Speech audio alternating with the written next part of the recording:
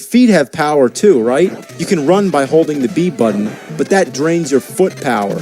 Now, let me ask a question. What's the difference between saving your foot power and using it to get your ass moving? Is it better to run and waste your foot power, or just walk slow and waste your fucking time? Also, if you walk over broken glass, that also drains your foot power. And I can see where they're going with this. In the movie Die Hard, John McClane's feet end up in pretty bad shape, and by the end of the movie, he's limping. Now, that's nice that they tried to make it like the movie, but there's sometimes when you should do that, and sometimes when it's really not necessary. That's like if in Lethal Weapon, if you're going around eating dog biscuits for power-ups. So let me finish up with all this shit.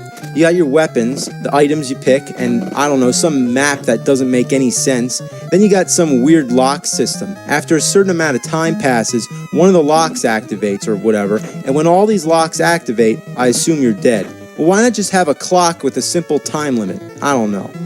So you can break glass, which is cool, but you can't walk over it without draining your foot power, so it's not cool.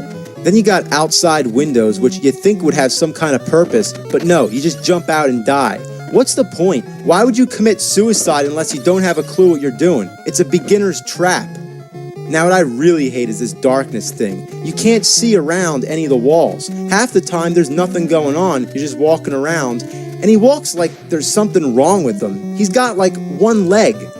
So you're just going around, and then all of a sudden you're dead, and you don't even see it coming. You can't even scratch your head. You'll just be playing, and then all of a sudden, whoa, you're dead. The power-ups are soda cans, and the best part of the game is the vending machines, because you can just shoot the soda out of them, and you're going to need it to stay alive. You can also find first aid kits to heal some of your foot power, and you can pick up flash grenades, which are supposed to stun your enemies, but I've never once been able to hit anybody with one of these damn things, and besides, why would you want to stun them when you can just take them out with a bullet? So there's a beginner and advanced mode, and from what I noticed, there's no difference except that the advanced mode starts you off at any random floor, where in the beginner mode, you'll always start on the 32nd floor.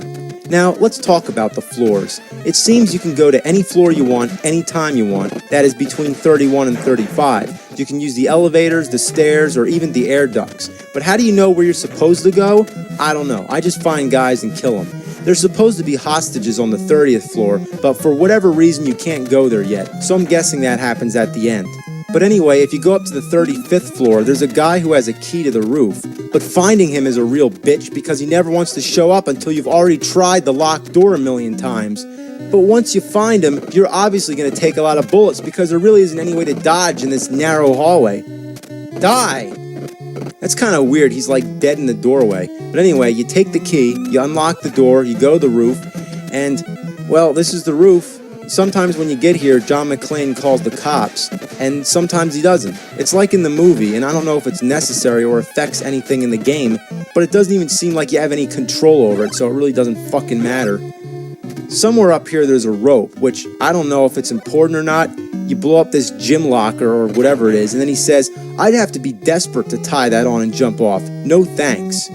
Are you kidding me? Have you ever had a video game character talk back to you and say, no, I'm not going to do that? Going back to Mario again, what if Mario just said, you know, I'm really not feeling up to jumping over to that platform? No thanks. This is ridiculous. I mean, he won't climb down with a rope, but he'll jump out a window and fucking kill himself? So I'm taking the stairs down. Now I find some blueprint of the 5th floor. Whoa, now we're talking about the 5th floor? Take out the main computer? I'm getting confused. So I'm going around trying to kill people, and Officer Carl Winslow keeps talking to me. So I'm just walking around, waiting for whatever random stuff to happen. Then the police car blows up. I'm like, what does this have to do with anything? But then Steve Urkel comes on. I'm like, what the fuck? The graphics don't even make any sense. I don't even know what anything is supposed to be. What's this? What's that? Seriously, what the shit is this thing? What the shit is it? I just can't figure this out. This is like one of those games that you need a manual or read somebody's walkthrough on the internet. But when it gets to that, it's like, who cares? I'd rather have a mountain lion dump its ass all over my face. I'd rather unclog a shitty toilet with my bare hands. You know, I'm not fucking around anymore. Forget trying to explain how this game works. Let's just fucking do it. Back here, you motherfucker. Get back here. Look at all these bullets. Fuck. The control is so stiff, you can only shoot straight or at a 45-degree angle. There's guys around every corner. There's guys coming out of the elevator. There's guys coming out of your ass. It's crazy. Fuck! Oh, you fucking bastard.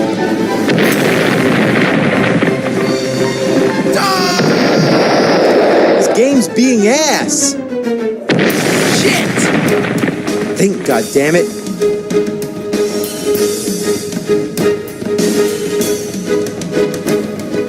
Geronimo, motherfucker.